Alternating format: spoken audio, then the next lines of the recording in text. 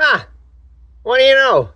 What's going on, collectors, and welcome to the Uncanny Derek Show. So yes, new intro, new song, new rebranding. It's going to be a whole new Uncanny Derek, but kind of not entirely. So first off, I'd like to thank my friend John Delia. He's a friend of mine who helped me release my first album here. I'll put a link to that in the description below. But with his help, he helped me produce the song that you are hearing that I wrote and performed.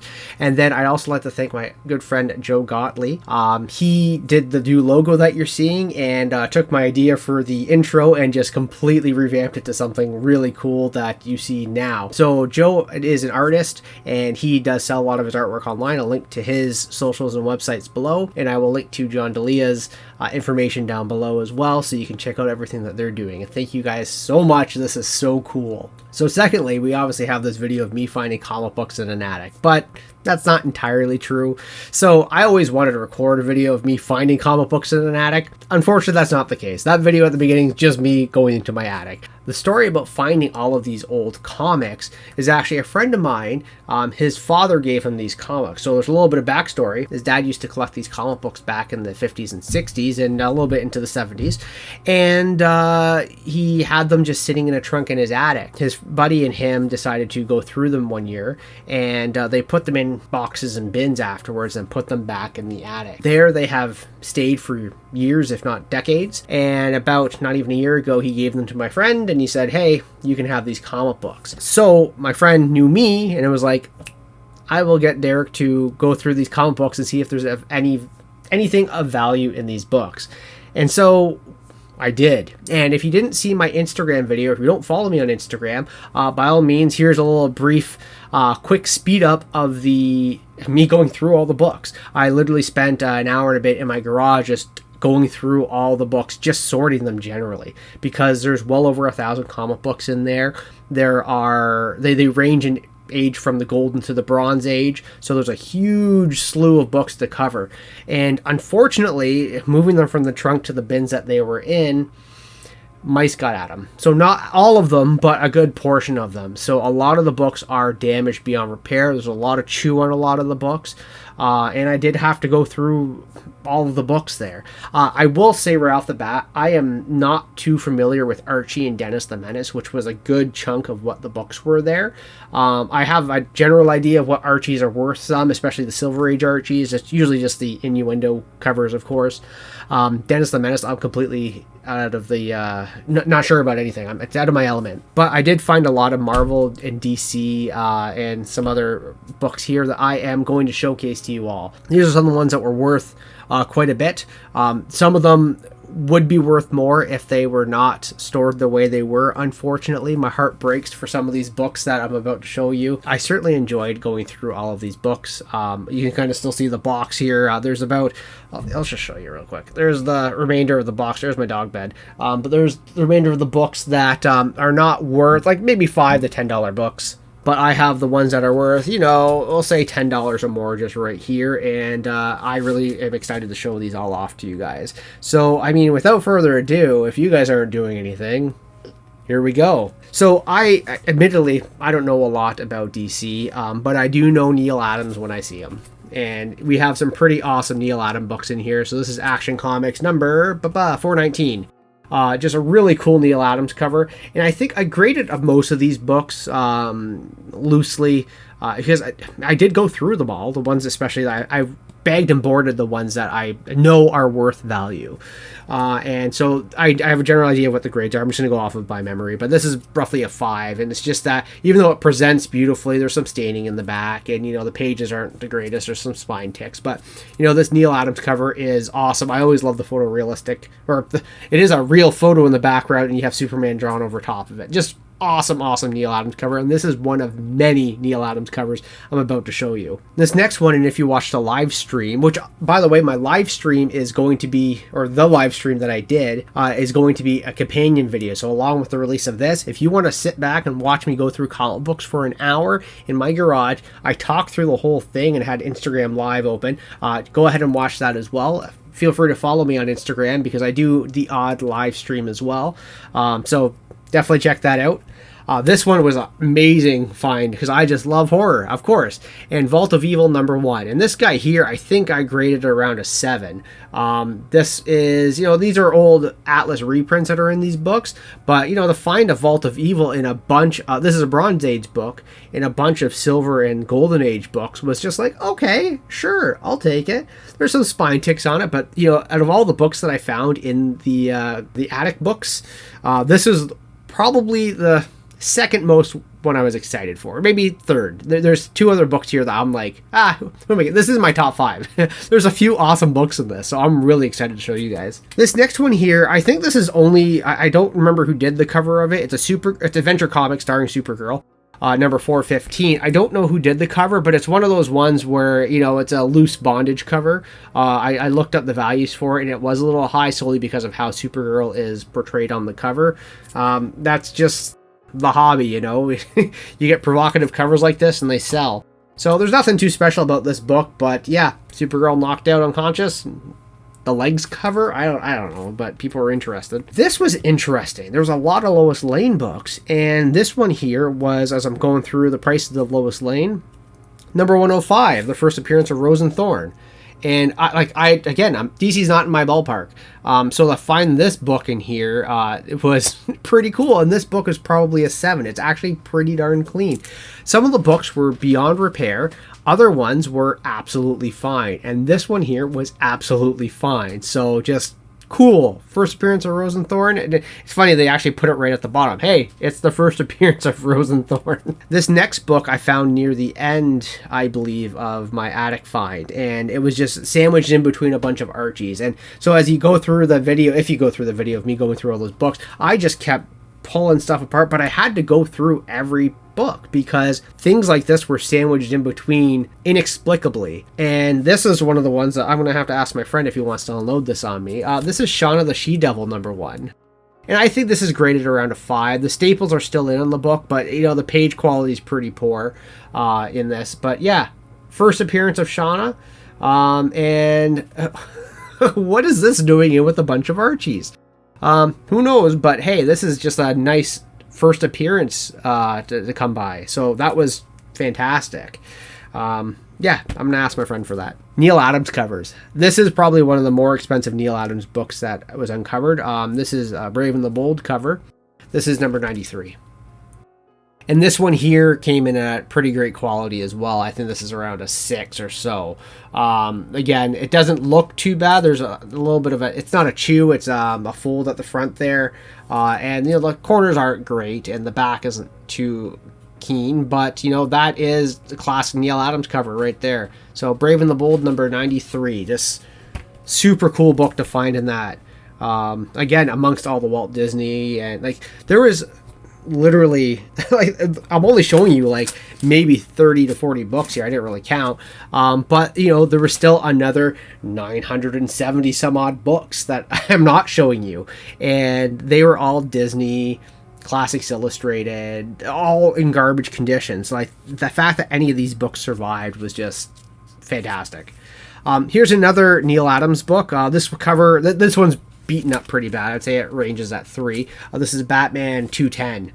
Battle of the Sexes and the Feline Furies. And so you'll see that there's obviously some major creasing right there in the cover, that X there. I don't know how that was folded, but maybe the show, I really don't know why it's crossed like that. And the whole edge of the book is pretty chewed up. It's still covered attached and all, but that's a really early Neil Adams cover there for Batman. But this Batman cover, I'm going to show the other one first. This is Batman 224. That's a Neil Adams cover. So that's a pretty decent cover, but this is, I'm going to say, around a 2 to a 3 because staples there, the cover's just barely holding on. You can see that the staples are pulling out from that, and it's pretty worn on the front there. But, great Neil Adams. But this is probably my favorite Neil Adams book that from the Batman series, Batman 412. And this guy here is probably graded at a 7. Just oozing with Adams's goodness. And I don't know what he's doing here with, again, don't know the storylines, but Batman fighting a knight there. He looks defeated. He looks like he's about to be impaled, but this is just gorgeous Adams work. So to find all of these Neil Adams books in this box of miscellaneous stuff was just so cool. I did also come across Sabrina the Teenage Witch #2. So this is, in the quality of it, I'm pretty sure this is around a 4 to a 5. So, Canadian, it's worth like $30, $40. So just, the odd Archie book that could show up of value. Like I did catch one of them anyway, but so Sabrina #2, really cool to see. I really like it. There was also an old horror book, Ghostly Tales. This is number 135. I just enjoy the horror, and there's a lady being served to the Rat King, I guess, one of the charlatan books. Really cool. And this one here broke my heart to see. This book should be in mint thousands of dollars. Unfortunately, the pinup in the back was cut out. The pages are torn. The cover's still attached, but it's beat up real hard. Star Trek #1. Yeah, this is Star Trek #1 from the 60s. This is, I like to see it. I was like, at first, if you go through the video, I just kind of was going through the Star Trek, and I recognized #1, but it didn't click that it was Star Trek #1. And then I'm sitting there going through all the books, and I have the other Star Treks here. I was just like, holy jeez, that's #1, right? And I'm like, but what happened to it? And the back is just, it's so sad. But this is still, I tried to look up information for this because it grades at a 0.5, really. Maybe even a 0.3 because the back is mostly removed. To find the value for this book, I don't know. And I mean, my screen here, the camera isn't picking up the faults that are actually on there. Like, there's I got a glare, but that's the creases that are on the cover. Obviously, it's pretty chewed up everywhere. The cover does present pretty nicely, save for the spine of it. But the back is just, let's just rough it out here. I'll show you guys what I'm talking about. And then get ready to cringe with me, all right? Get ready to cringe. You're already seeing it. There's the tear on the back there. And it actually is the last few pages. So there's... It's hard to hold it when there's not a full cover on the back. So there's the last couple pages there, just cut out, and I don't know what was done here, but maybe it wasn't a pinup. I'm not too familiar with the Star Trek book, but this was cut out, and yeah, unfortunate, but it's still a complete book. It's still Star Trek #1. That's still pretty cool if you ask me. So yeah, we'll see how it goes. The other Star Trek books we have, this is #9, and this one here is probably at a 2.0 for grading. So that was pretty decent early Star Trek. And this one here, yeah, this guy here is bizarre. I forget what number, I think this is number 14, but this is the 20-cent variant. There's a 15-cent and then the 20-cent variant, and this is the 20-cent variant of the book. And then we have, I think these are Star Trek 20 and 23. This one here is at a 1, if not worse than that, 0.5. The cover's still attached, but it's heavily stained on the cover. I don't know who Ryan is because Ryan's not my friend, nor is it my friend's dad's name. So, Ryan, thanks. And then we have this Star Trek here that is, this probably grades at a 4. It needs a press, though. It's pretty... It has quite the wavy cover. Humidity just wrecked these books. This next book here is probably one of my favorites that I found. This just cool horror, and it's really early DC stuff. Well, relatively. It's Weird War #9. And this book is probably the highest grade book that I found through the whole collection. This is probably graded at a 7.5. And it is just Frozen Army there. It's just such a cool cover, and it's really early DC Silver Age horror. Just really cool stuff. This book goes for quite a bit. So yeah, really cool cover. This is probably in my top 5 of cool books to find as well. Just really awesome. Awesome cover. The last 2 books I have here are Marvel related. And so one of them is a little chewed up. It's Sergeant Fury and his Howling Commandos number 63.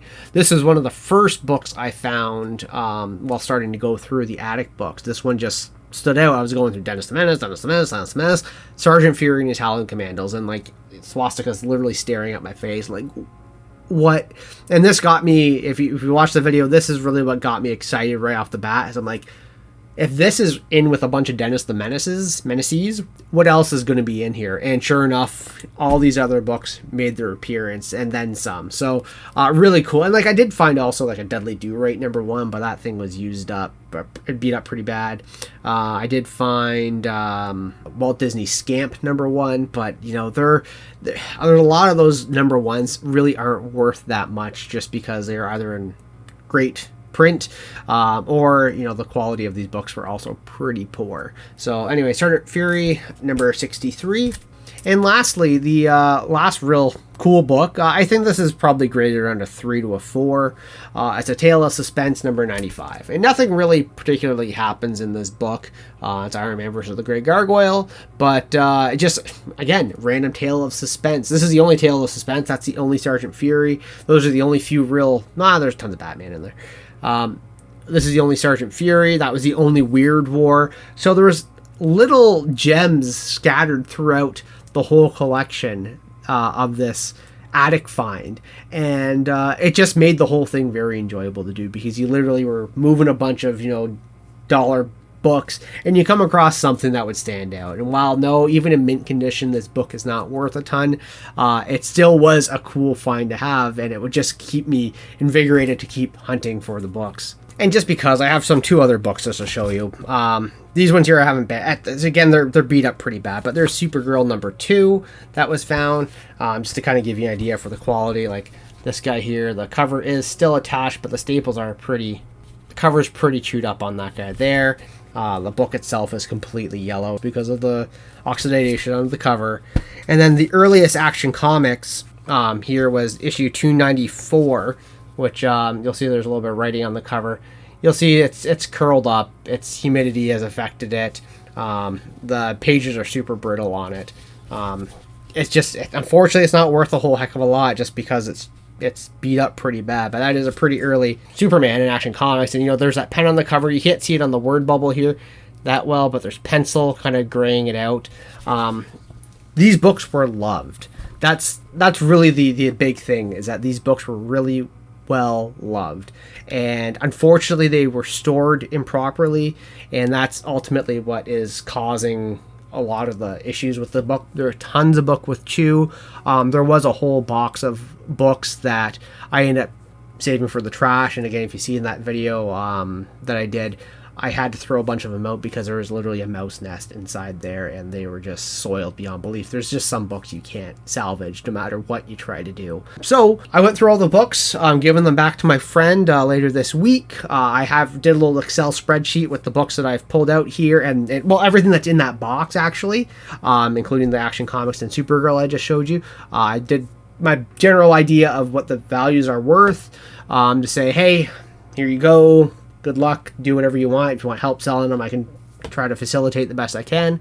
I don't know what he wants to do with them, even if he just keeps them and gives them to his kids. Like, it's just so cool to have this book from dad to son going to potentially his children, or you know, going somewhere else. Just these books have so much story to them. The artwork on them, that by his dad or by Ryan, you know, they all have a little bit of history in it, and that's just the best part about comic book collecting. I always love the books with date stamps. Some people do like the little doodles that are on covers as well, to a degree, of course. So again, thank you guys so much for watching. This is the Uncanny Derek Show. I hope you enjoyed the new intro video. Of course, check out the socials of my friends down below, and we'll see you guys in the next video. Thanks so much for watching. What do you know?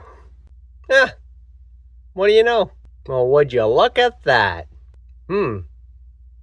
Oh, that's where the bodies are. That's what that smell is. Achoo! Achoo!